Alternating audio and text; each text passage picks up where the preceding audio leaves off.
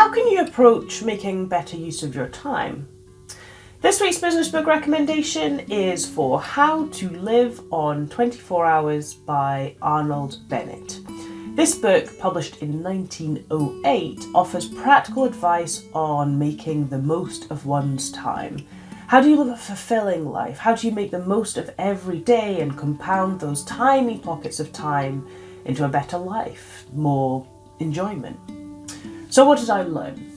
Well, the main message of this book is about ensuring you focus on nourishing your mind. It talks about the traps that we all fall into, namely being on autopilot a lot of the time and not being intentional with how we spend our time.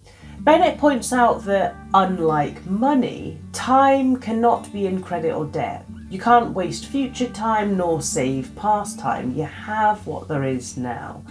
The book advocates that we think about three things. One, training our minds to focus by spending time focusing. Two, reflecting more, thinking about what have we learned, what do we want, what have we done. And three, deciding what we want to spend our time on rather than letting the hours go by.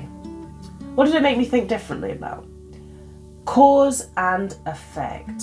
He notes that every topic out there is interesting because of cause and effect. Every state that we are in is being caused by something. Things don't stay in one state, they transform. If you're interested in something, think about how it got there. What else could you learn about adjacently that has been caused by it? The idea that everything is in cycle and interconnected allows you to mentally map a greater scope of interest. What can I learn about the causes of the things I already know about? What actions did I take?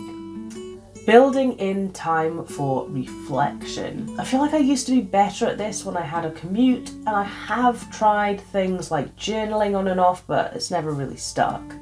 So I've earmarked the daily dog walk for this activity. What has the impact been? Well, we do live a lot of our lives on autopilot and a lot mindlessly. I think I'm perhaps better than most at being intentional with things like social media, but it reminded me that although the thing will change, the problem remains. The book was written well before even mainstream TV existed, but human nature still finds ways to be mindless. Am I being intentional? Am I spending my time?